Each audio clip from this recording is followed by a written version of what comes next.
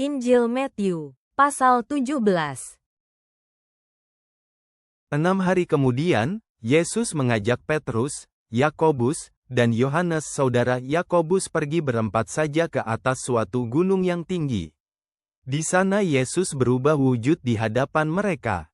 Wajahnya bersinar seperti matahari dan pakaiannya menjadi putih mengkilap seperti cahaya. Tiba-tiba ketiga muridnya itu melihat Nabi Musa dan Elia sedang bercakap-cakap dengan Yesus. Lalu Petrus berkata kepada Yesus, "Luar biasa, Tuhan, indah sekali kita berada di sini bersama-sama. Kalau Engkau mau, saya akan membuatkan 3 pondok di sini, 1 untuk Engkau, 1 untuk Musa, dan 1 lagi untuk Elia." Sementara Petrus masih berbicara, tiba-tiba awan putih yang sangat terang turun dan menutupi mereka. Dari dalam awan itu terdengar suara yang berkata, "Inilah anakku yang sangat aku kasihi. Dialah yang menyenangkan hatiku. Taatilah dia." Mendengar suara itu, mereka bertiga sangat ketakutan dan sujud dengan muka sampai ke tanah. Tetapi Yesus mendekat dan menyentuh mereka sambil berkata, "Berdirilah. Jangan takut." Ketika mereka membuka mata dan mengangkat kepala, hanya Yesus sendiri yang mereka lihat. Dalam perjalanan turun dari gunung, Yesus melarang mereka, "Jangan ceritakan kepada siapapun apa yang sudah kalian lihat di atas gunung ini, sebelum Aku, Sang Anak Adam, hidup kembali dari kematian."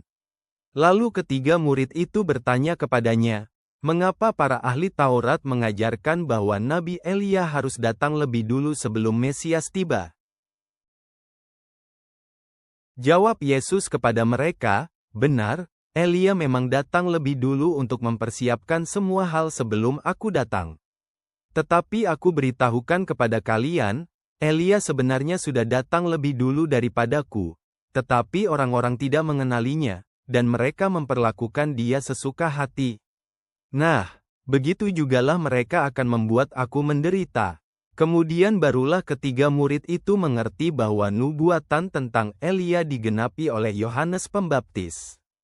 Ketika Yesus dan 3 muridnya itu kembali kepada orang banyak, seorang laki-laki datang dan sujud di hadapannya. Orang itu berkata, "Tuhan, kasihanilah anak saya. Dia sakit ayan dan sangat menderita. Dia sering jatuh ke dalam api maupun air. Saya sudah membawanya kepada murid-murid-Mu, tetapi mereka tidak dapat menyembuhkan dia." Lalu Yesus berkata kepada mereka, "Bukan main. Kalian ini sesat dan tidak percaya kepada Allah. Sampai kapan Aku harus bersabar terhadap kalian? Bukankah sudah cukup lama Aku tinggal bersama kalian? Bawalah anak itu kemari." Lalu dengan tegas Yesus melarang setan itu mengganggu anak tersebut. Saat itu juga setan itu meninggalkannya dan anak itu sembuh. Kemudian kami murid-muridnya datang kepada Yesus secara tersendiri dan bertanya, "Kenapa kami tidak bisa mengusir setan tadi?" Kata Yesus, "Karena kalian belum yakin akan kuasa Allah.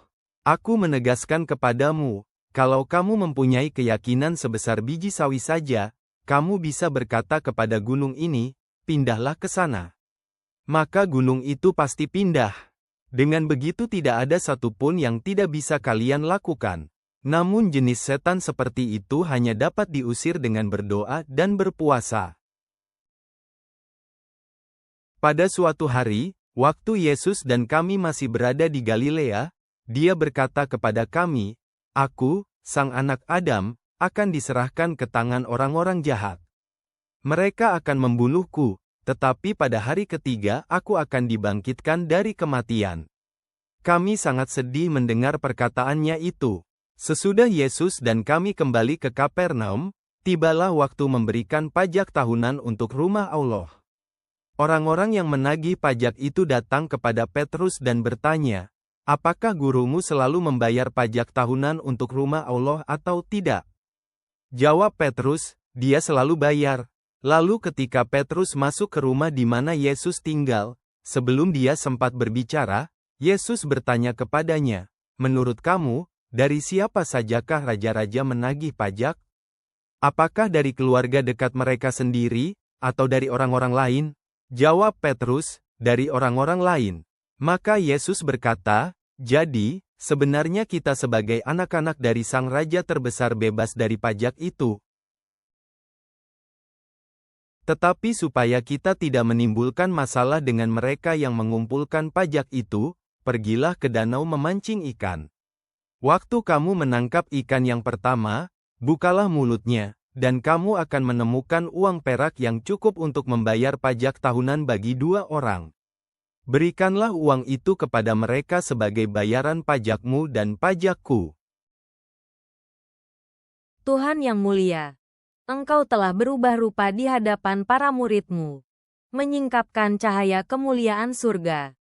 Tolonglah kami untuk mendengarkan putra-Mu yang dikasihi dan mempercayai firman-Nya.